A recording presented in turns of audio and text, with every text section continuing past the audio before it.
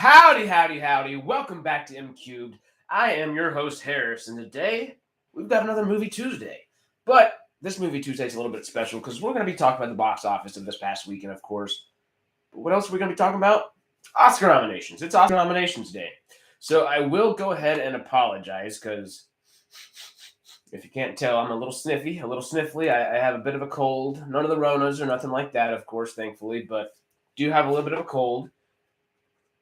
So, pardon the craziness in my, or I guess the lack of craziness in my voice, the mundaneness, the simple of the simple little sniffles, of course. But without further ado, let's jump on in here and let's talk about some box office this past weekend because the only new films that came out were, I believe, Missing, When You Finish Saving the World. And maybe one or two others. I may jump over here to Twitter to go check the good old exhibitor relations, because y'all know they give us the best news every week about the box office. So let's just double check how this past weekend fared for everybody, and I will read it from the mouth of the messenger themselves. Okay, so the best. Oh, no, those are the best holds. Let's check. Top 5 domestic box office. So this past weekend, Avatar 2 brought in another $19 million. Puss in Boots 2 actually came in second with $11 million more dollars. Megan came in third in the box office with $9.8 million. Missing in its debut weekend made $9.3 million, which is more than I expected it to make. And fifth was A Man Called Otto with another $9 million. So that's kind of wild. The top 5 domestic after the weekend, after MLK weekend in 2019, so pre-pandemic, as we say, was Glass with 18 million, The Upside with 11 million, Aquaman with 7.2 million, The Kid Who Would Be King with 7.1, and Spider-Man Into the Spider-Verse with 6. So this is the first time in 3 years where we've actually had a better weekend than 2019. I say that's pretty darn good. Now, hey, what's happening, Shelly? So we just talked. We just had the best weekend, not the best weekend per se, but we've had the best opening weekend for this week since like post MLK Day since 2019. So in 3 years, not too shabby, right? I like to see that. Movies are back-ish. I can't really always say that, but I hope that this seems like it. That itself, those numbers are pretty damn good. I'm very happy with those. But We've talked about the box office a little bit. I know we just kind of jumped over it. So let's talk about some Oscar stuff because that's the big news today. And it's Movie Tuesday, so go check out a nice movie. But we'll cover that about in section, I would think. Let's talk about some Oscars because Oscar actually brought us some cool stuff today. I like what the Academy put out. I really am a fan, I think, of most of these films. And most of, I think, the actors, actresses, the crew, etc., etc. We got a slew of great stuff. So let's just go ahead and start it off. Actor in a leading role. Austin Butler for Elvis. Colin Farrell for The Banshees of Inisherin. Brendan Fraser for The Whale. Paul Mescal for Aftersun. And Bill Nighy for Living. So I'll go ahead and tell you which ones I've seen, which ones I haven't seen. My guesstimations for if they'll do well, what kind of our frontrunners are, what our kind of backburners are, the ones I don't really know, I can't gauge, etc., etc. So let's jump in. I think this one, best actor, is going to be between Colin Farrell and Brendan Fraser for Banshees of Inisherin and The Whale. I did enjoy Austin Butler's performance in Elvis, and I think he did wonderful with what he did. I just don't like that movie. I really didn't like the movie. It wasn't an Elvis movie. It was about his manager. So why call it an Elvis movie? Why make Austin Butler go do that great of a performance for a thing that he should have been? He's not the leading role. He should have been the supporting actor in this. Tom Hanks was the leading role in that movie. So that's my gripes there. I don't want to see Austin Butler win for that, just because of that. I do love Austin Butler. I think he's a great actor. And I'm really excited that this is going to put his career into a whole new kind of pivotal landscape change, I guess, is a way of saying that. And I think this will really be a good growth moment for him. But I don't necessarily want to see him win. I think it's really between Colin Farrell and Brendan Fraser. I have not seen Paul Mescal in After Sun, and I have not seen Living with Bill Nye.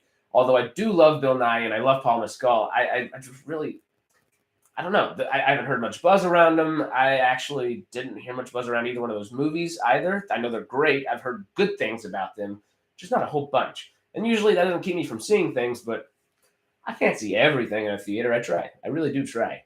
But if we got to go actor and not in a supporting role, I scroll down a little bit. Actor in a leading role, I'm going to say probably between Colin Farrell and Brendan Fraser, just because Colin Farrell's performance in Banshees of Inisherin, it's like it's one of the most human I think performances I've ever seen put to screen, and that I really appreciated. I really like that movie. Whether you're talking about Brendan Gleeson's performance, uh, Colin Farrell himself, whether you're talking about Barry Keoghan, Martin McDonagh's just writing direction, it's really Irish. I'm not all that Irish myself, but a little bit. So I did appreciate it, and I really think it kind of sets you into the mindset of a different day and age, of course, because it's a whole different time period, but a different group of people. Because not everybody knows what Irish people live like, and Ireland is a beautiful place, but it's a desolate place, and it can be kind of depressing and stuff. So seeing that in a different century and how people kind of lived and thought and acted with one another, it's interesting. I really enjoyed that film. And although I see that one, I don't know if I personally want him to win that or if I want Brendan Fraser to win that, because The Whale is, yes, it's not a perfect movie, but damn is it good. Especially Ty Simpkins has an odd role in there, but I really do like, oh, I think her name is Hong Chow. I believe her name is Hong Chow. But I really like Sadie Sink and Brendan Fraser are both just wonderful. I can't think of the actress that plays Brendan Fraser's ex-wife in the movie, but damn, just there's only 4 or 5 actors, maybe 6, and there's every single one of them just hits home, hits hard, does super well. But Brendan Fraser is just leaps and bounds above your typical, I would say, actor in a leading role nominee. He's just does so damn well with it, and to do it all under the amount of literal weight that they had to put on top of him is just astounding. I love and adore that he was willing to take that task on and to do it with so much heart and soul. And there's a Renaissance coming for a reason. Give us some more Brendan Fraser. I can't ever complain about Brendan Fraser. So after that, let's go to the actor in a supporting role. And our nominees, as we were just talking about, old Banshees of Inisherin, are Brendan Gleeson for Banshees of Inisherin, Barry Keoghan for Banshees of... I can't speak. It's this little bit of a cold. It's keeping me from living and learning, but we got this. Barry Keoghan, the Banshees of Inisherin, as well as Brendan Gleeson for it. Brian Tyree Henry in Causeway. Judd Hirsch in The Fabelmans, and Ki Hai Kwan in Everything Everywhere All at Once. Now, excuse me. I actually have not seen Causeway, and I think that's the only one I haven't seen out of these. Of course, double nomination for Banshees of Inisherin. I really, really, really adored Barry Keoghan's role in this, and he played an artistic boy in like the 1800s just perfectly. I mean, to think about and to process how one would even act in that situation is difficult enough, and to put it to screen and actually do it well, that's a whole different animal. Barry Keoghan, you're awesome, man. But Brendan Gleeson's my forerunner right here. I think he's definitely got the best chance. I haven't seen Causeway. I do love Brian Tyree Henry, but if I'm going to go watch a Brian Tyree Henry movie this year, you know what it's going to be. It's going to be Bullet Train, because Bullet Train was just so much fun. Now, Judd Hirsch in The Fabelmans, he did not have like the largest role by any means, but he did do some phenomenal work with the little bit he did. I really, really like The Fabelmans. I only saw it once this year, and I bawled my eyes out the whole movie. It was just such a personal movie for someone that wants to direct and produce, and to watch Spielberg's brain. I mean, to watch little Spielberg's brain form into all this, while actual Spielberg is essentially directing who's playing younger him. It's just the levels of it are wonderful, and it means a lot to anybody that loves filmmaking, movie making, and the movie making process in general. And I think it really will put a good light on what actually goes into the art aspect of that, just for your average Joe who doesn't necessarily, they're going to the movie theaters just for some fun, just for something cool. I think Fablemans is a perfect balance of the two because it's not a fast movie. It's not a big movie with a bunch of sets that are just exploding everywhere. They're not going on some crazy adventure. It's a quiet, subtle, and simple film that is just excellent in every aspect of the term. So I could see Judd Hirsch sneaking in there, but I think if anybody's going to sneak in there, and not necessarily sneak, because he kind of is the forerunner at the moment, is Ki Hai Kwan of Everything Everywhere All at Once. Short round. He's our guy, you know? I love me some Ki Hai Kwan, and I love me some Everything Everywhere All at Once. That was my singular favorite film of last year, if I had to pick one. At the end, there were a few that almost beat it out, but Everything Everywhere All at Once was, that's my movie. I love that movie. I think I saw it 6 times in theaters. It was just fantastic. And Ki Hai Kwan, man, to not be acting for that amount of time and to come back into a movie like Everything Everywhere All at Once and do that well, yes, he deserves this nomination. I would be very happy to see him get it. I kind of want Brendan Gleeson to get it just a little bit more, but I'm not going to fault anybody for Ki Hai Kwan. If they give Ki Hai Kwan the Oscar, I'm going to be cheering and screaming. So those are kind of my 2 frontrunners, I believe. I think if we have a back burner for this one, it's going to be Brian Tyree Henry, just because I don't know anything about the film, so I really can't say anything. I just can't call Judd Hirsch a back burner, and I really can't call Barry Keoghan a back burner either. That I would not be surprised, or I wouldn't be upset if any of these guys won it. They're just all really, really good at what they do, and I think the top of their game in the supporting actor category, of course. So, yeah, I'm going with Brendan or Ki Hai Kwan on that one. Let's jump into actress in a leading role. I'm sorry, y'all. This one's easy. It is between 2 people. It is between 2 people. And I haven't seen To Leslie, but Andrea Riseborough, I know, is a great actress, so I expect that performance to be wonderful. And, you know, she's a really good actress. I wouldn't be surprised if her name got the Oscar. Ana de Armas, I don't expect to win for Blonde. I'm happy that she got nominated. I still haven't seen Blonde myself. I love Ana de Armas. She's a fantastic actress, and she's cool. She's cool. I think she's going to have a huge career in the next decade, 2 decades, 3 decades even. And I just need to see Blonde, honestly. I couldn't tell you anything about it. Now, Michelle Williams in The Fablemans. Oh, I don't think I spoke all the names out real quick. This cold, I'm all foggy, as they say, you know? But the nominees are Cate Blanchett for Tar, Ana de Armas for Blonde, Andrea Riseborough for To Leslie, Michelle Williams for The Fablemans, and Michelle Yeoh for Everything Everywhere All at Once. Excuse me again. So we've just talked about Ana de Armas. We talked about Andrea Riseborough. I adore anything and everything Michelle Williams does, besides Venom. But I don't know if she gets it. I in a normal year, I really think this would be for her. But this was a really good year for movies. Yeah, this was a really good year for movies. I almost second-guessed myself on that, but it was a really good year for movies. Whether you're talking about blockbuster or you're talking about your average just kind of indie film. It wasn't perfect for blockbusters, but we got 2 of the best that we've ever had. So, you know, can't complain. Now, I would say Michelle Williams would typically win this on a normal year.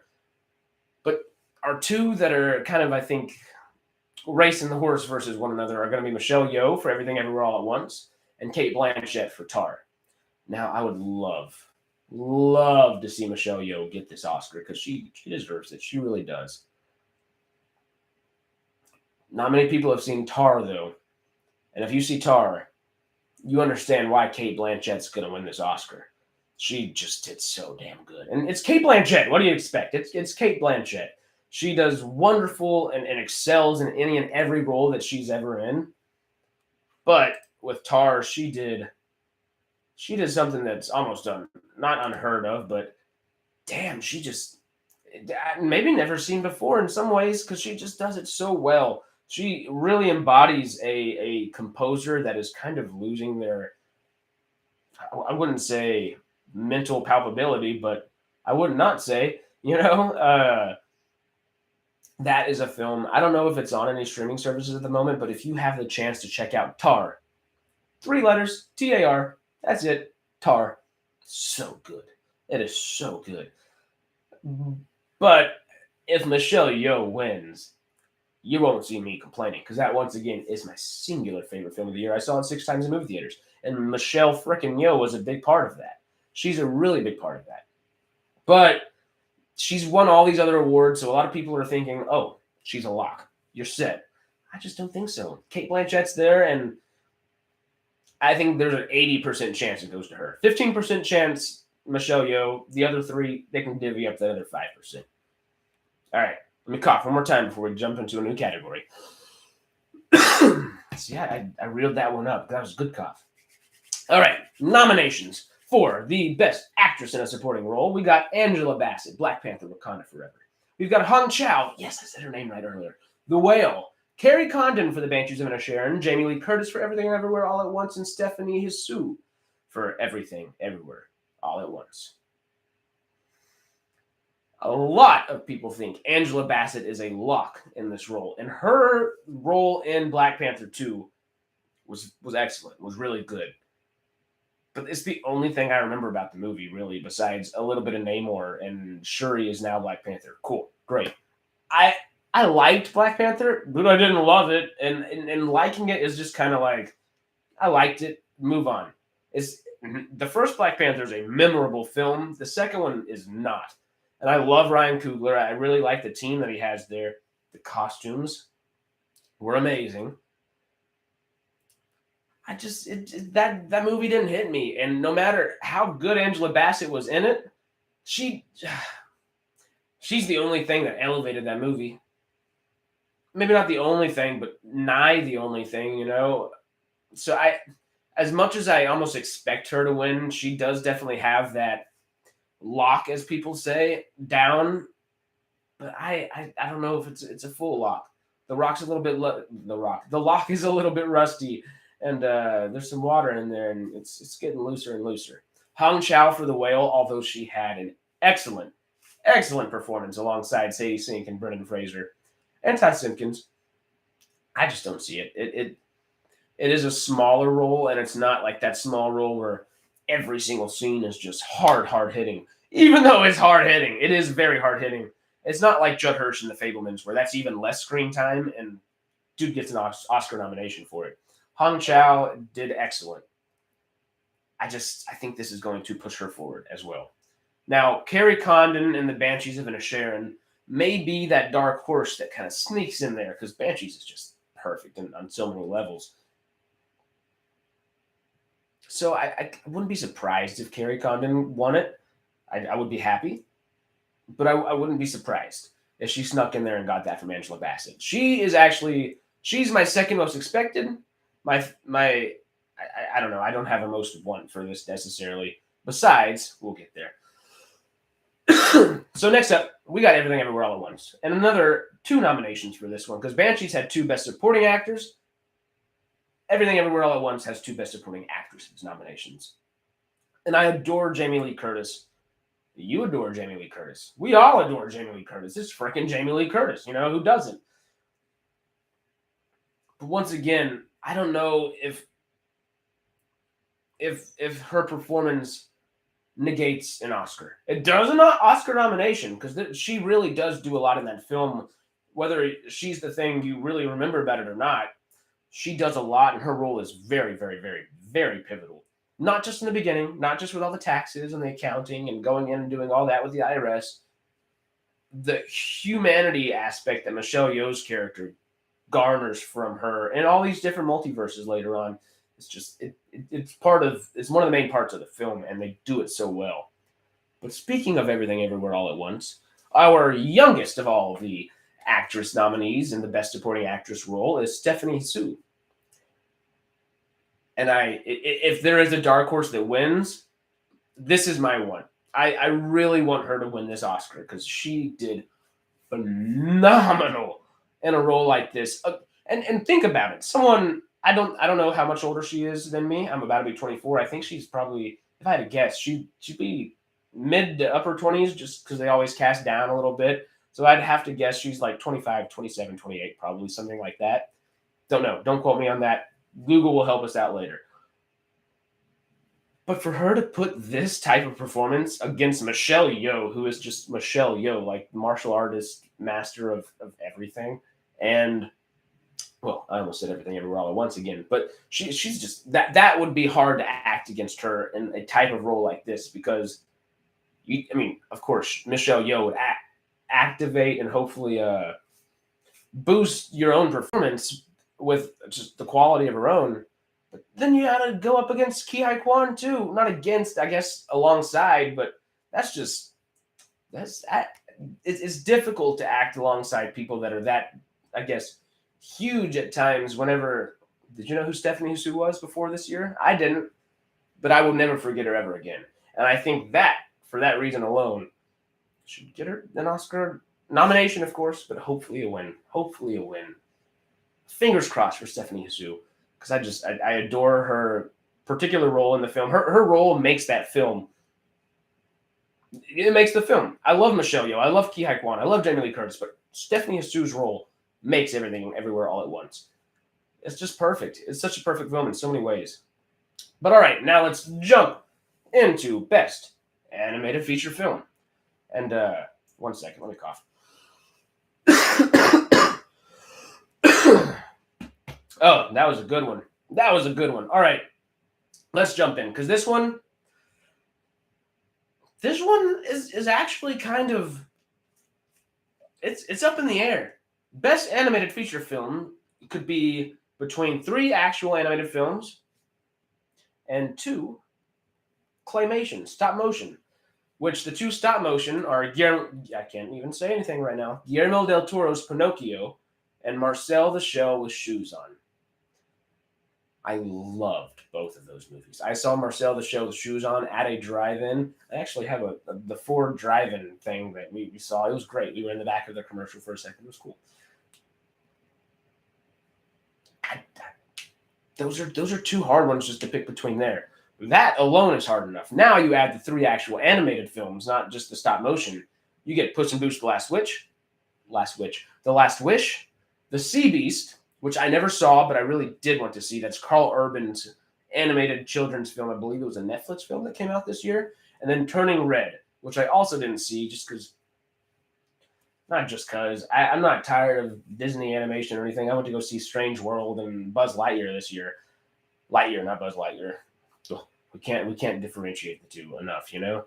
But I wanted to see both of those. Turning Red just kind of, it didn't get me, but I've heard really good things about it. I've heard really, really good things about it, so that would not surprise me if it won.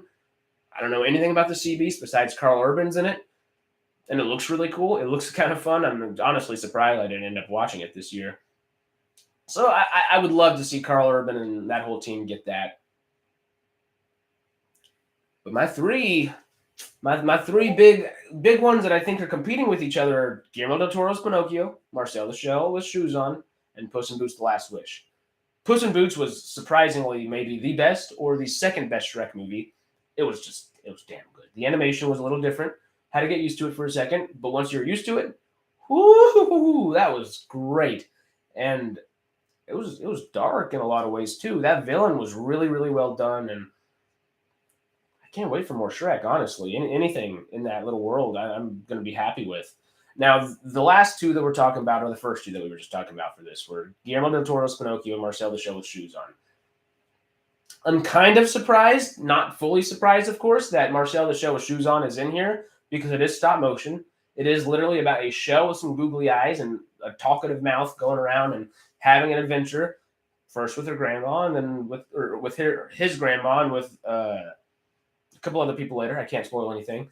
But Marcel the Shell with Shoes On is also kind of set in the real world, and Marcel is just kind of a small object where there are actual people in the film, not necessarily huge pivotal parts besides Dean Fleischer Camp, the writer-director who plays a part in the film as well. So I'm half surprised that they even put it in this category, but where else would they put it? And thankfully they did put it in here, because now there's some competition. Because I really thought Guillermo del Toro's Pinocchio was just I thought it had a lock in. Puss in Boots came out. gave us some competition.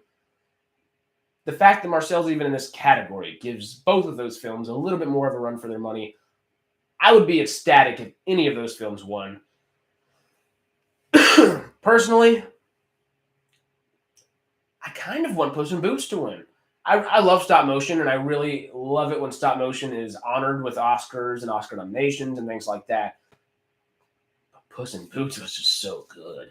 Puss in Boots. My childhood was reinvigorated. The me turning into adult, aging, yada yada was brought back to a child. It was just so great on so many different levels, and like I said, it made me want more Shrek, which I haven't said in years. Come on, bring Mike Myers back, because Antonio Banderas is setting up the stage for him and doing a damn well job at it. So after this, we're jumping to cinematography. The director of photography, as they like to say, the DP, the cinematographer.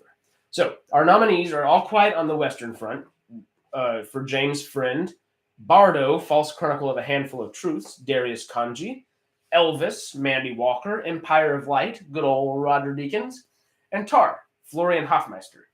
So, I haven't seen many of these, honestly. The only two that I have seen are Elvis and Tar. I've wanted to watch All Quiet on the Western Front. I've only heard good things, but I've also heard that it's a very, very, very heavy movie. And that has kept me from diving in a little bit, just because it's been the holiday season. You know, I want a little bit more of a lighthearted thing right now.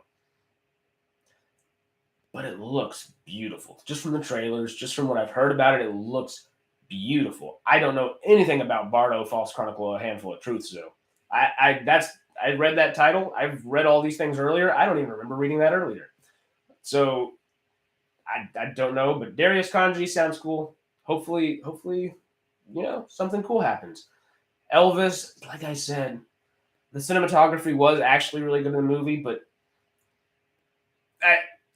I think it got nominated for Best Editing. We'll get down to that point, but God, the editing killed that movie for me. I don't like Elvis. I like Elvis as a human being and as a performer, as a singer, etc., etc.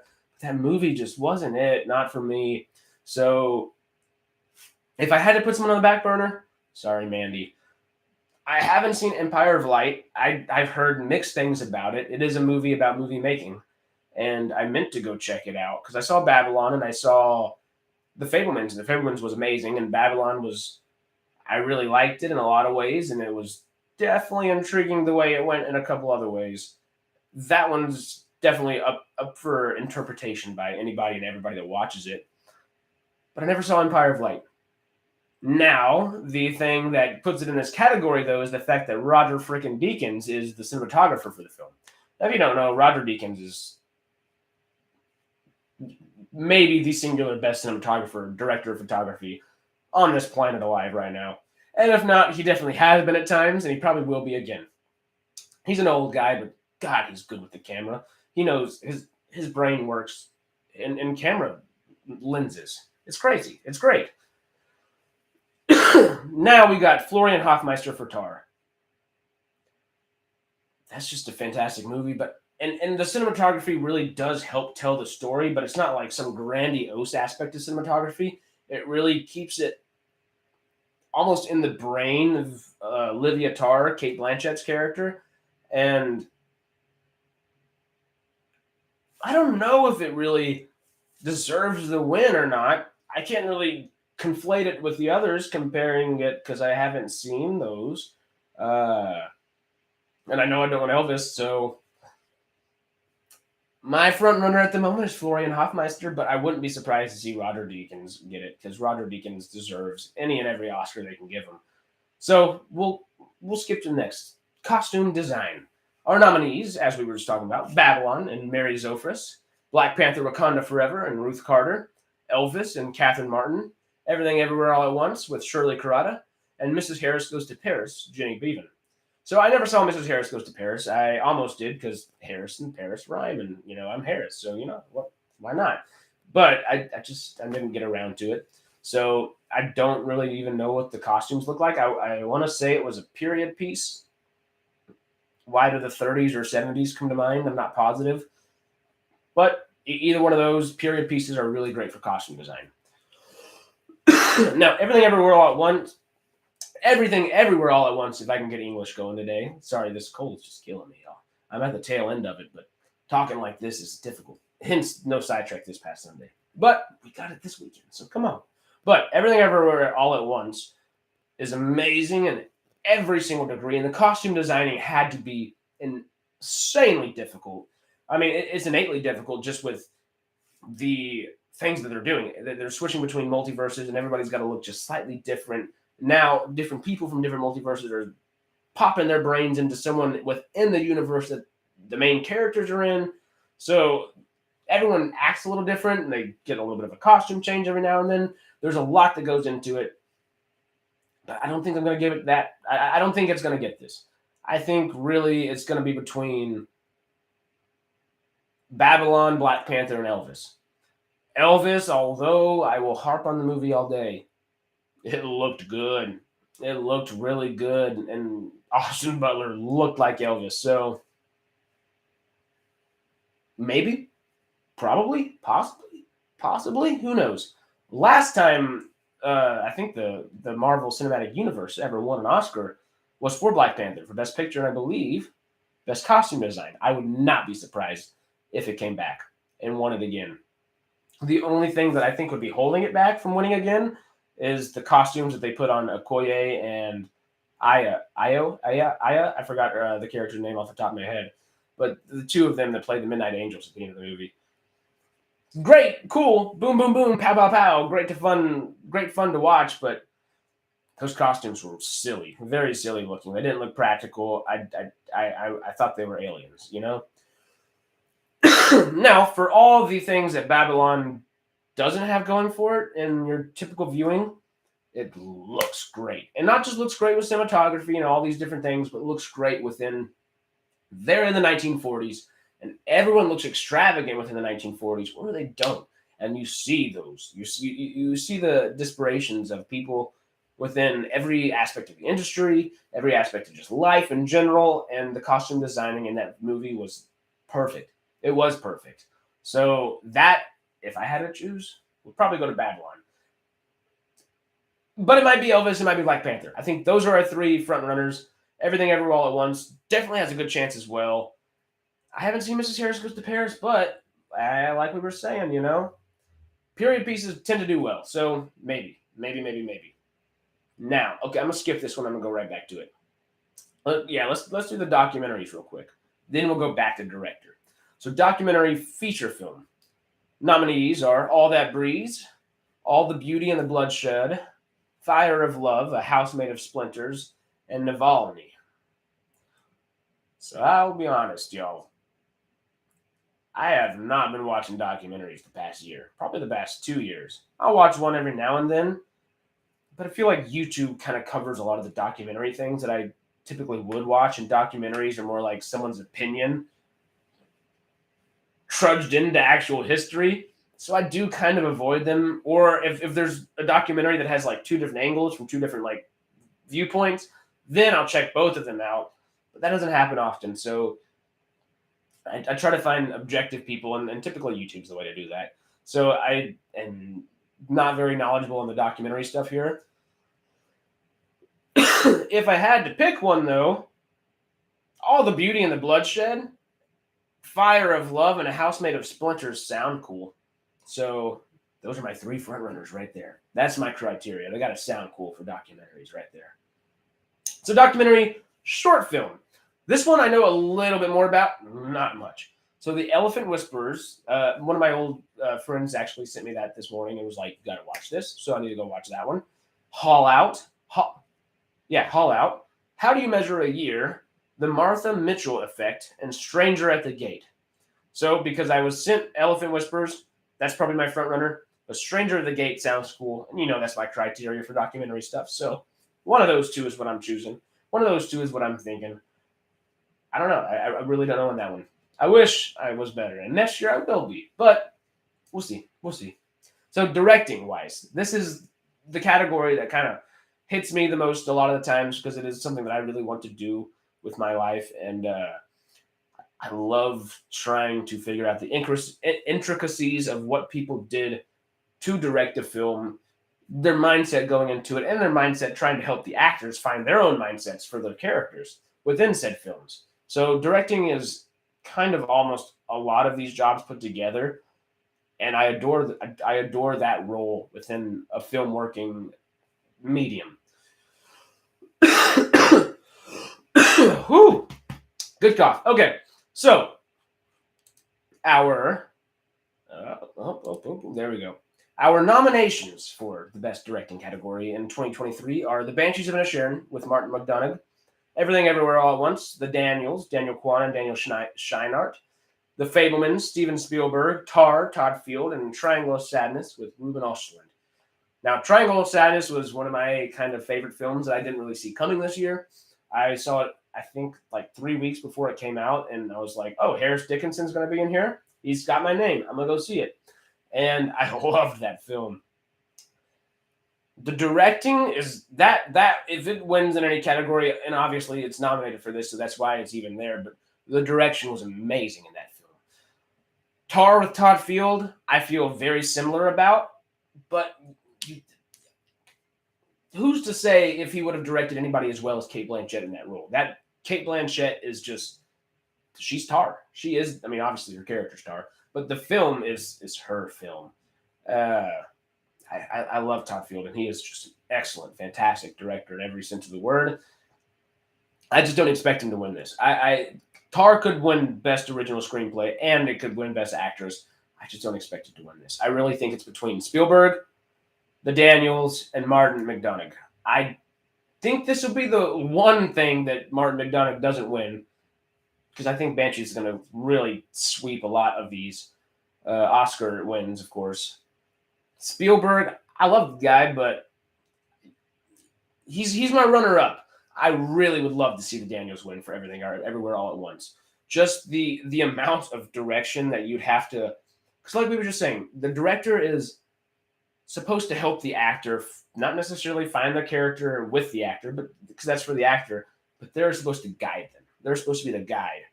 And every single actor and actress in Everything Everywhere All at Once didn't have one character. They had little different variations of one character and many variations of them, whether they have hot dog fingers or just kind of a different world in a small sense where mom and dad didn't get married and something else happened, yada, yada. It's just amazing what they were able to accomplish with that film. And for them to, I think this is only their second film, because their first film, Swiss Army Man, is also great. Daniel Radcliffe, Paul Dano, great. I'm surprised Paul Dano didn't get Best Supporting Actor nominated. I'm just saying. But if I had to choose, I'm going the Daniels. If I have a back burner, I loved it, and I think Ruben Östlund did amazing, but he's probably my back burner there. If I had to put somebody else up there, I think Martin McDonagh or Steven Spielberg will be your runner-ups. Those would be your dark horses, per se. So, we already did documentaries. Let's go to film editing, which I got some opinions on this one. So, our nominees, God, my voice is so funky today. The nominees for the Oscars of film editing in 2023 are The Banshees of Inisherin, Elvis, Everything Everywhere All at Once, Tar, and Top Gun Maverick. This one's interesting. Banshees of Inisherin is a phenomenal film, but just like I said with Martin McDonagh, I don't think this is the category it will win for. Even though it's just very, very, very well edited, I just don't think it. The type of other films in this category that have been nominated, just the editing was just that much more difficult, and to put a good film within the technicalities that all these different films place forward, I think will push them further than Banshees will in this category. So I got to also say the same thing for Tar. I really, really, really love Tar, but I don't think it's going to win Best Editing, and I don't think Banshees will either. I think it's really between Elvis, Everything Everywhere All at Once, and Top Gun Maverick.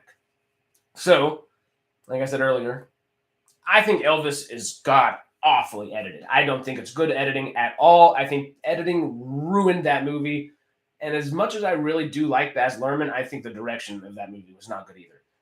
It's not an Elvis movie, and the things you get of Elvis really aren't that good. They didn't even have Elvis music.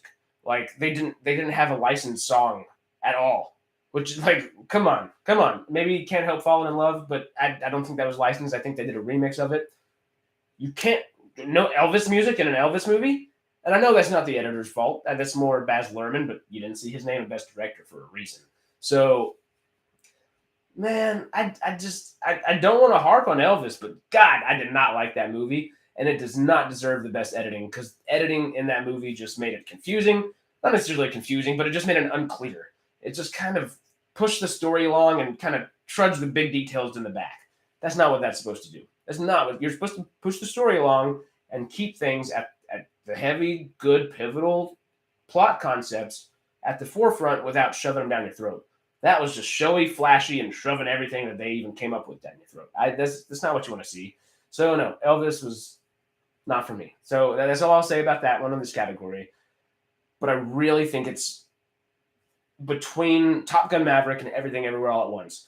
Like I said, with the directing for Everything Everywhere All at Once, everything I said there, the editor in the editor's room has to put all of that together later, which is just, I'm not technologically able to do that. No. No, I'll stand behind someone and watch them do that and help and give opinions and do all that kind of stuff all day. But, don't ask me to do that. That's insane. That is insane. But they do a great job. They do a great job. Paul Rodgers is the editor, and he did phenomenal. He told a beautiful story in the editor's room, and something like that can only be done in the editor's room and by the directors. And I'm hoping. But if Top Gun Maverick wins any category, it better be it better be film editing because they had 800 hours plus of footage on those jet planes. And someone had to edit together 800 hours and make somehow all these different aerial flights, all these different moves make sense. And not just 800 hours of actual flight footage. They had, I don't know, but they had a lot of hours of actual film footage of actors acting and things going on. So putting all of that together was no easy feat. And although Joseph Kosinski wasn't nominated for Best Director, I'd like to see Top Gun Maverick win this. I would be ecstatic for Everything Everywhere All at Once, but I'd like to see Top Gun Maverick win this. For what it did to movies this year, and movies in general, it deserves a little something. And this might just be that little something. So, now we are jumping over to international feature films. Lordy! All right. We've got Germany's All Quiet on the Western Front, Argentina's Argentina, Belgium's Close, Poland's EO, literally EO. Is it just EO? AO? EO? Yo? I don't know. The Quiet Girl is Ireland's entry. So, between Belgium, Argentina, Germany, Poland, and Ireland, who wins? Once again, I didn't see the international films that I should have. This is one of the categories that I actually kind of like to jump in and learn more about typically, but it's been a funky year, as they say. It's been the last couple funky years, but this last year was good funky, odd funky. So I saw a bunch and I saw a little bit of nothing, but I haven't seen any of these. So if I had to go somewhere, Banshees of Inisherin is one of my favorites, and I think one of probably the Oscars' best chances of winning many categories this year. We'll go with Ireland. How about Quiet Girl or All Quiet on the Western Front? One of those quiets are going to sneakily and quietly come in and just take the win. So I would assume it's going to be Germany with All Quiet on the Western Front just because of how many accolades it's been awarded and won and just how people talk about it. But not positive by any means. So fingers crossed for it. Fingers crossed for Ireland. Maybe. Who knows? I haven't seen. I'll be happy with any of them. So next up, we jump into the makeup and hairstyling category. All Quiet on the Western Front once again. The Batman, Black Panther, Wakanda Forever, Elvis, and The Whale. Let me get that cough in. All right, let's jump. So, makeup and hairstyling. The Batman, nope. Nope. No. I love Matt Reeves. I really like each and every single actor in the project. I do not like the Batman for many reasons, and one of the reasons is frickin' Bruce Wayne is not Kurt Cobain. He's not. He's just not Kurt Cobain. Bruce Wayne has never even been remotely Kurt Cobain.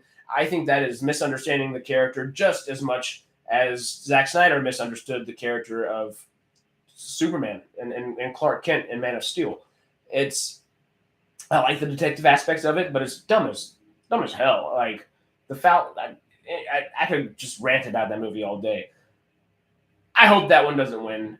Costumes were cool, but this isn't costume. This is makeup and hairstyling, which means we're talking about Kurt Cobain, frickin' uh, Robert Pattinson walking around, and I hope that one doesn't win. All Quiet on the Western Front, once again, I haven't seen, but I've heard many good things. And to do makeup and hairstyling for people that are going through trenches can't be easy. So that's got to be up there. I think it'd be up there. I would expect it to really go between these three, though: Black Panther, Wakanda Forever, Elvis, and The Whale. Like I said, not a fan of Elvis either. Batman and Elvis are like two of the only movies this year that I was like, I legitimately do not like this because I'm an optimistic guy. I'm a half glass full kind of guy, so I'm really looking for the best in any and every movie. And there are parts of both of those movies that I really do like, but nope, they're not my favorites. So I don't necessarily want Elvis to win this category,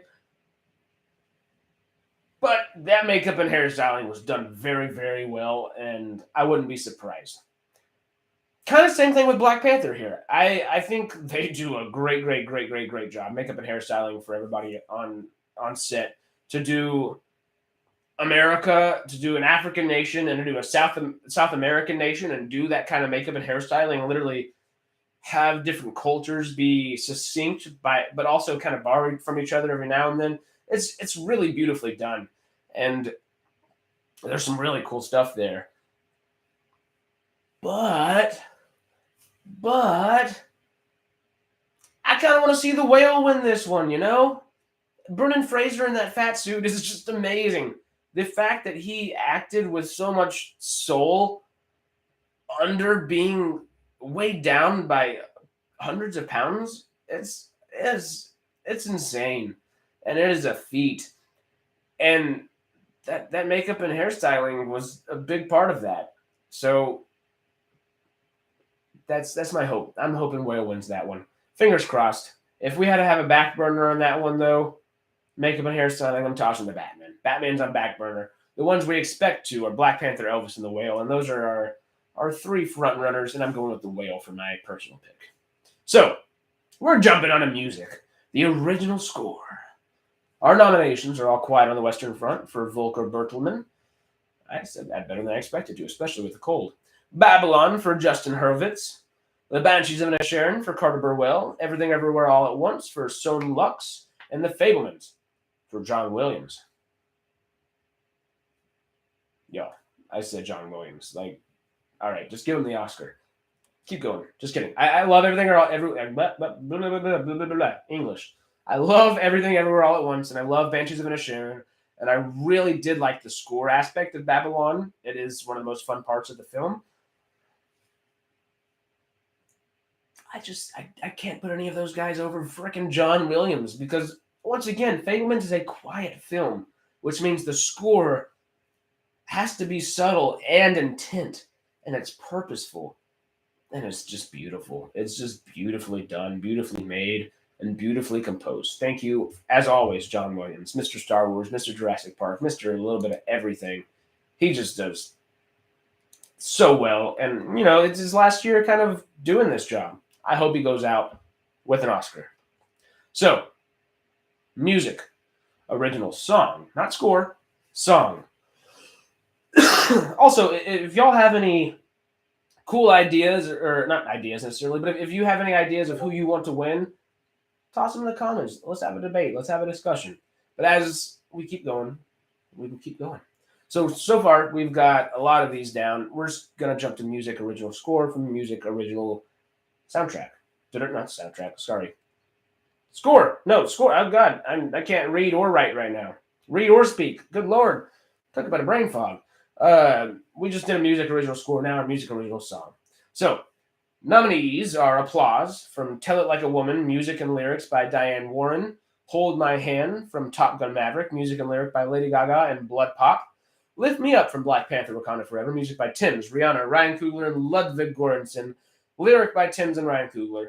Not To from RRR, which I haven't seen but I really want to see. And This Is a Life from Everything Everywhere All at Once. So I think our back burners are, I haven't seen Tell It Like a Woman and I haven't seen RRR, but I'm going to put RRR as a back burner just because I think the nomination is going to be deemed enough to be even including Tollywood and Hollywood right now, because Tollywood deserves a lot more, I guess, recognition than it gets. I hope RRR is the film that really paves the way for it to become more mainstream in many ways. I just don't see him giving the Oscar for it. I haven't seen it, so don't crucify me. I know it's amazing. People have told me, but I don't see the people voting on the Oscars giving it to RRR. I don't see them giving it to Applause either, just because Tell It Like a Woman is, for this category, you want a song that people have heard. I barely even heard of that movie. So, Lift Me Up, Black Panther. Decent chance. I really think this is between Top Gun for Hold My Hand and Lady Gaga and Blood Pop, and This Is a Life from Everything Everywhere All at Once by Ryan Lott, David Byrne, and Mitski. Runner-up is This Is a Life. Backburners, ones we started with. Lift Me Up in the middle, but Hold My Hand. I think Lady Gaga's got another Oscar-winning song right here. It's Top Gun, and she did damn good with it. She's one of the reasons that the movie hit as well as it did. Many reasons why that movie hit as well as it did. But she's one of those big pivotal reasons. So I think she and Blood Pop are going to get that. I haven't heard of Blood Pop before, but Blood Pop. Sounds like something Lady Gaga would like. Anyway, hold up. I'm going to cough one more time, and then let's jump into our Best Picture nominees. Also, it's my Book of Boba Fett shirt, but Boba Fett and Fennec Shan, Bad Batch, Game Day, Star Wars Game Day. You know I'm a happy camper. Anyway, Best Picture. Nominations. This is going to be one of the big ones, if not the biggest one. We've got, actually, since it is the biggest one, let's do that one last, right? That'll make more sense. What does this end? Okay, yeah. Okay, we're gonna do that one last. Let's go ahead and do production design. Then we'll go short film animated, short film live action, sound, visual effects, writing adapted screenplay, and writing original screenplay, and then we'll finish off with Best Picture. Sounds like a plan. All right, so our nominees for production design, which is, the building and the livability of a set, that it makes it feel like it's lived on. It makes it feel like a real world and not just, oh, look, there's lights all above us and lights in front of us. It makes it feel like the characters are actually living and breathing within the world that they're operating within. So our nominations are All Quiet on the Western Front, Avatar: The Way of Water, Babylon, Elvis and the Fabelmans. Typically, if this was a normal year, I'm going to have to put All Quiet on the Western Front of the back burner. Once again, I haven't seen it, and I know it's a war film that had to go through a bunch of trenches and do a whole bunch, so that production design is next level. Oscar voters, though, on any normal year, they're going to go, it'd be a race between Babylon, Elvis, and the Fabelmans. But it ain't a normal year. Avatar: The Way of Frickin' Water's in there, and that production design is uncannily better than anything and everything that came out this year. So, that Oscar's a lock. If I lock an Oscar, that is my Oscar lock right there. Production design, Avatar: The Way of Water. My second lock would be Cate Blanchett, but that's still a little bit in the air. This is my for sure. There's no way not. If it goes to anybody else, it's going to Babylon. But I think Avatar: The Way of Water is by and far our front runner, and rightfully so. So, let's see if that one cough will get us through short film animated and short film live action. All right. So, our nominees for short film animated are Charlie McKessie and Matthew Frood for The Boy, the Mole, the Fox, and the Horse, Amanda Forbes and Wendy Tilby for The Flying Sailor.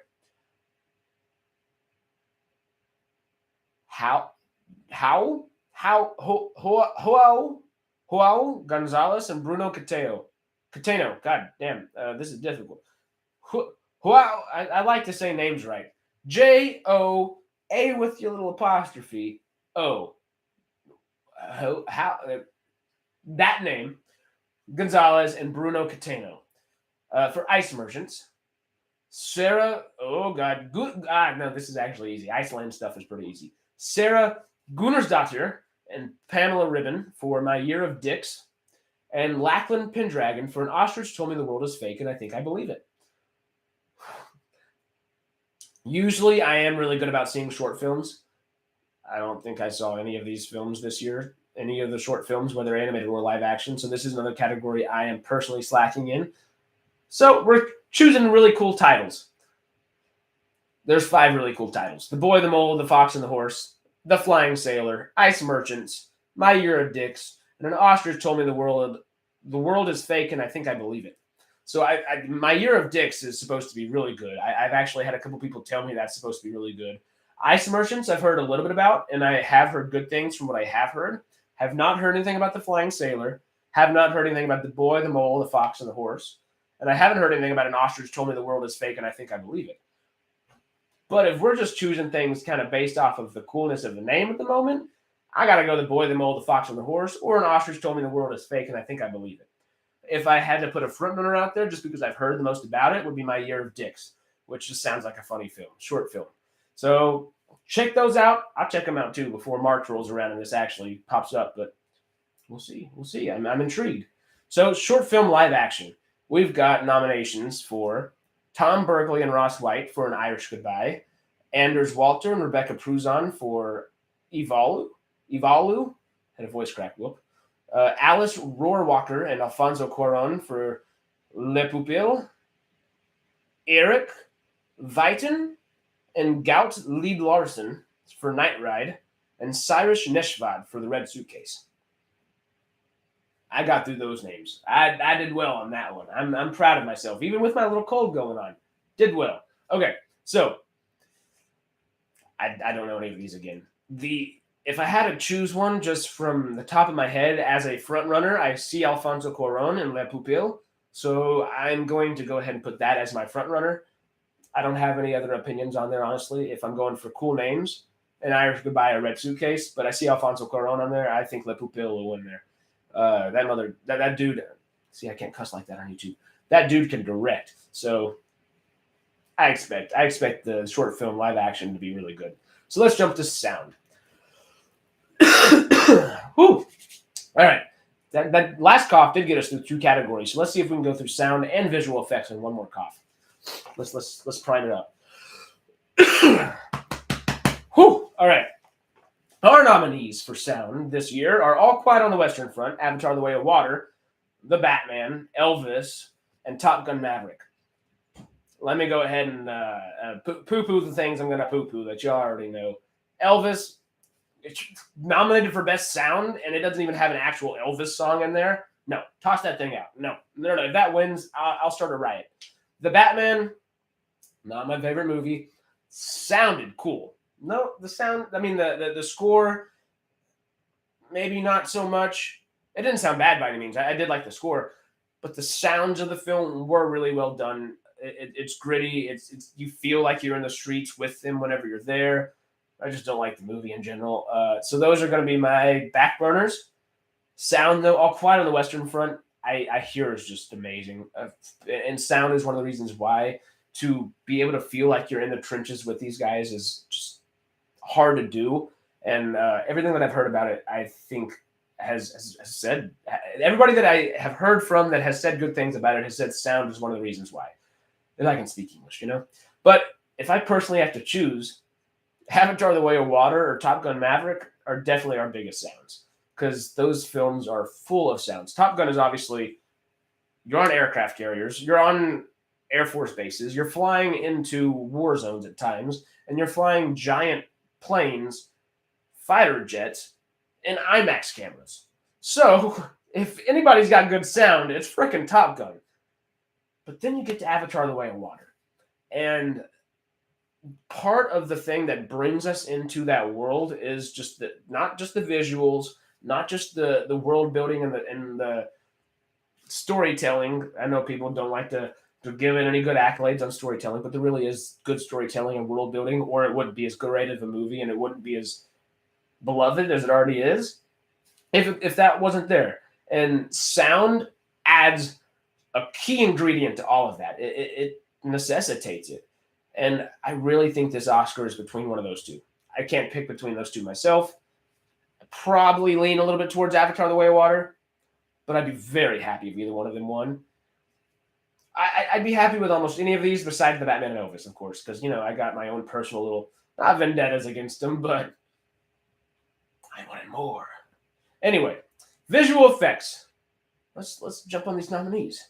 We've got All Quiet on the Western Front, Avatar: The Way of Water, The Batman, Black Panther: Wakanda Forever, Top Gun: Maverick. Once again, I still haven't seen All Quiet on the blah, blah, blah, blah, blah, blah, English. All Quiet on the Waterfront. On the waterfront. All Quiet on the Western Front. Talk about this cold brain frog. Brain frog. Good Lord. English is just escaping me these last couple sentences.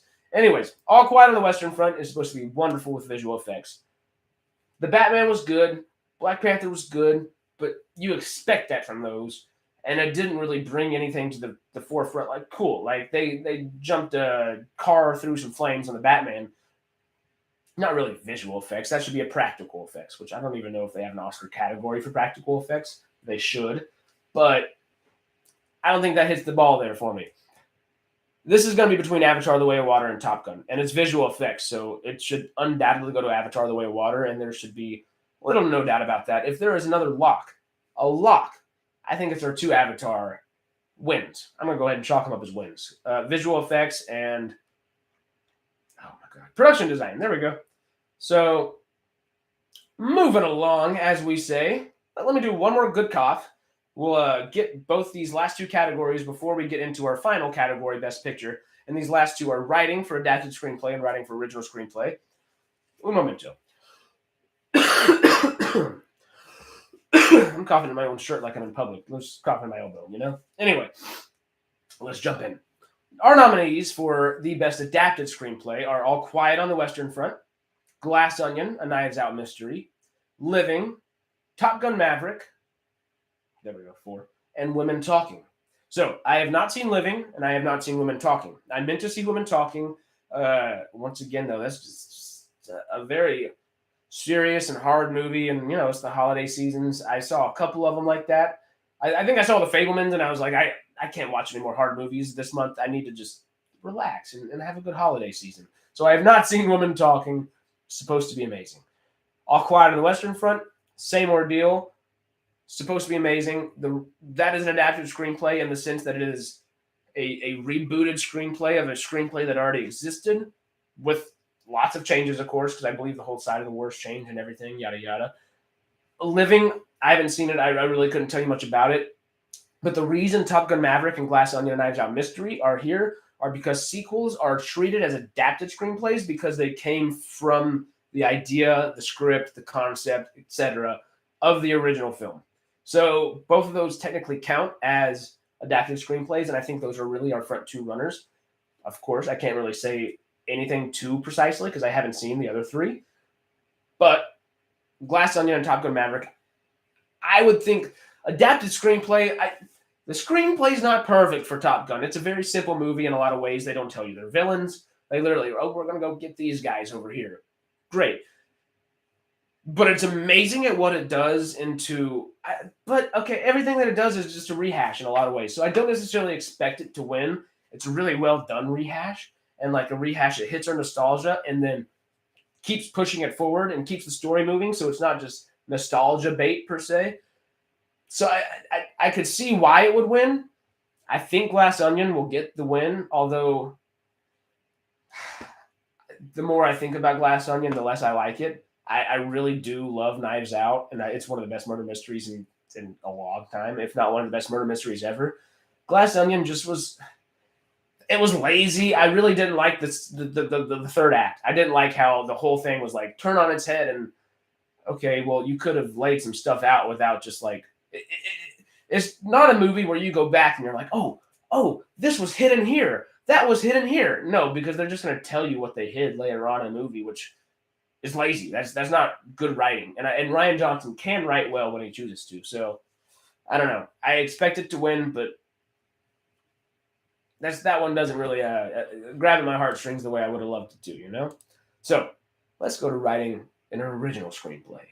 And our nominees here are Martin McDonagh for The Banshees of Inisherin, The Daniels for Everything Everywhere All at Once, The Fablemans with Steven Spielberg and Tony Kushner, Todd Field again for Tar, and Ruben Östlund for Triangle of Sadness. Hey, I didn't actually realize Ruben Östlund got a writing nomination as well. That makes me happy because I do like him and I do like that movie a lot.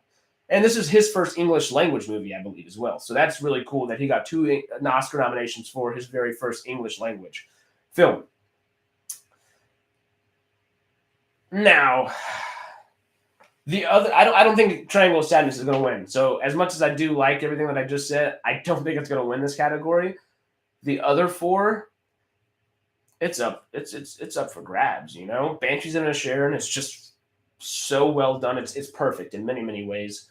Everything Everywhere All at Once it came together perfectly and feels perfect in many ways, even though not messy, but there's just so much going on where that movie could have just gone off the rails, and instead it's heartfelt. It is crazy. It is psychedelic sci-fi going in all these different crazy worlds and concepts that aren't necessarily easy to follow, but the filmmakers made it easy to follow. And yes, that is big on direction and that is big on editing, but it all starts in the writer's room. It always all starts in the writer's room. And the Daniels wrote something amazing with that. So it's between those 4. I would love to see Tar win this. I don't know if Tar's going to win this. I would love to see Tar win this. I don't know if the Fablemans win this. I would love to see the Fablemans win this, but I don't know if they'll win this.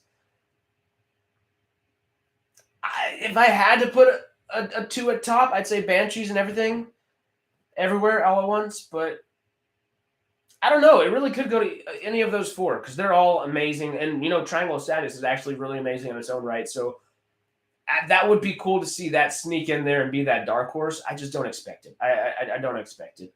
I honestly couldn't tell you which one I think will win this one.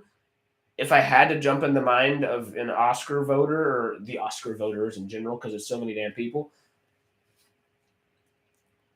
as much as I want to say Everything Everywhere All at Once, I think it would probably go to Fablemans or Banshees of Inisherin because those are more your traditional Oscar kind of films. But who knows? Who knows? And that could go to anybody. But I'd be happy with any of them too. So let's just go to our last category. Let's go to Best Picture. We'll do one more cough. Let's end this on the good note. That elbow cough. Getting it good, you know? All right. Our Best Picture nominees are Malte Grunner for All Quiet on the Western Front, James Cameron and John Landau for Avatar: The Way of Water, Graham Broadbent, Pete Zernin, Czernin, Zernin, right? Just Zernin, silent C, right? Pete Zernin and Martin McDonagh for Banshees of Inisherin, Baz Luhrmann, Catherine Martin, Gail Bateman, Patrick McCormick, and Schuler Weiss for Elvis, Daniel Kwan, Daniel Scheinert, and Jonathan Wayne for Everything Everywhere All at Once, Christina Costco, Krieger, Steven Spielberg, and Tony Kushner for The Fablemans, Todd Field, Alexandra Milchan, and Scott Lambert for Tar, Tom Cruise, Christopher McQuarrie, David Ellison, and Jerry Bruckheimer for Top Gun Maverick, Eric Himmendorf and Philippe Bober for Triangle of Sadness, Dee Gardner, Jeremy Kleiner, and Frances McDormand for Women Talking. So that is, of course, our biggest category of just nominees in general. And this is a difficult one to pick between. But there are some clear frontrunners. I think our backburners are Triangle of Sadness and Women Talking. I really do like Triangle of Sadness a lot. I'd like to see it as a dark horse. I just don't expect it. I haven't seen Women Talking, but I don't expect it to win just with the caliber of everything else that it is up against. Although the film is supposed to be a very, very, very high caliber itself. I just don't see it winning because Tar's there. If anyone's going to win a type of category like that, I think it's going to be Tar. I haven't seen All Quiet on the Western Front, so I can't really put that up there. I don't think it's going to win because I think it'll probably win Best International Feature, and that typically doesn't win. The only time it's won in recent memory is Parasite, and deservedly so. but All Quiet on the Western Front isn't that like thing on everybody's mind, and where the Best Picture should be one of those things on everybody's mind, which is why Avatar: The Way of Water and Top Gun: Maverick are on this list as well. So let's go ahead and put the last back burner on there. Elvis. If it wins, I'm gonna start a riot. You know it. I got to riot if Elvis wins, because that's awful. Please no, please no. Anyway, skipping to the good stuff. Back to my half glass full over here. This is a race between 6 movies, actually. I almost said 5. 6 movies. Avatar: The Way of Water, The Banshees of Inisherin, Everything Everywhere All at Once, The Fabelmans, Tar, and Top Gun: Maverick. In your traditional film sense, I think The Fabelmans is by far the singular best movie of this year. In a general film sense, Banshees of Inisherin may be our best film of the year. If you're looking for an actor bringing something to a role that they haven't brought before, even though we've seen them do a lot, Tar would be right up there. If you're looking for something cool that just blows your mind and it just makes you feel really good, you got Everything Everywhere All at Once, you've got Top Gun: Maverick, and you do have Avatar: The Way of Water. And I really think those 3 are our front runners. I would not be surprised to see Fabelmans or Banshees of Inisherin pop up. I think Tar is the least likely of those, because I think Kate Blanchett will win that Oscar. Maybe Tar will win a couple more. Maybe Todd Fields for director. Who knows? But I really expect it to be between Avatar: Way of Water, Everything Everywhere All at Once, and Top Gun: Maverick. Avatar: Way of Water and Top Gun: Maverick were just pivotal for society this year, and the moviegoers in general. Any average moviegoer to your most beloved moviegoers. I saw Top Gun: Maverick 3 times. I saw Avatar: The Way of Water 4 times. I saw Everything Everywhere All at Once 6 times. So if I had to personally choose one, my personal favorite film of the past year is Everything Everywhere All at Once. But if I'm thinking Oscar wise, Avatar: The Way of Water should win Best Picture. Just like Avatar won Best Picture, it changes the landscape of filmmaking, film working, and the way moviegoers even enjoy a film in every aspect of any of those senses, any of those terms. So I really think, by and far, Avatar: The Way of Water deserves this and will most likely win it. I could see Top Gun: Maverick doing really well and coming up there, but is Tom Cruise going to go jump on stage and give an Oscar speech? I think they're not going to allow that. Not that they wouldn't allow it if he won. He'd come up there, but I don't know if all the Academy voters want that, because Tom Cruise is one of those only people left that can kind of go, yeah, I'm not going to do that. Yeah, I want to do that. James Cameron is also one of those people, so they have reason to kind of like keep him on the outside of the Academy in a way, but that dude is bringing everybody back into a reinvigorated film state. So if anybody deserves it, it's him. I just don't know if the Academy will give it to him. So I put Everything Everywhere All at Once right there, because I absolutely adore the film. I saw it 6 times in theaters again, and I'd love to see that. But I really do expect it to be Avatar: The Way of Water. But y'all tell me what you think. I know we just covered a lot of stuff, so let me know. Keep me posted, and I'll keep you posted. Thursday, we'll talk about the movies coming out this weekend, and if any of these other films have like a little more of a legs on them that we don't expect. Because now that these Oscar nominations have been locked, a lot of these films will be re-released in the movie theater, so you can go see them. And the next kind of month and a half, I think the first or second weekend of March is whenever the Oscars are. This next month will be pivotal in deciding what Oscars get won. So go see movies. Go check them out. It is Movie Tuesday. If any of these movies are in your theater right now, go check them out. Go get that discount and go see something really nice. See something really cool. See something really sweet. Or see something that gives you those deep, dark emotions that you don't need to feel all the time. But when you're in a movie theater and you have that type of outlet, you might as well. You may as well. It's worth it. And it's Discount Movie Tuesday, so the cheaper tickets are wonderful. And that's why every Movie Tuesday we will be streaming And if we don't, I'll push it back. I'll let you know. It'll be Wednesday like we did last week, and Wednesday and Friday like we did last week instead of Tuesday, Thursday. But typically, of course, we're going Tuesday, Thursdays. So hopefully I will see you again Thursday. Come back again Saturday for Schmook streaming. Sunday again on Sidetrek in the morning for me streaming, and back on MCubed over here. Sunday evening after The Last of Us for Schmook's afterthoughts on that. And yeah, that's all I got for today. Thank you for bearing with me with this frickin' cold. I know I've been sniveling and coughing the whole thing, but I hope I made it fun with my coughs and my snivels. I will see y'all next time, and come back for more movie love and goodness on MCubed, if I can speak. I will see y'all Thursday, hopefully without a cold. That'd be wonderful. Peace.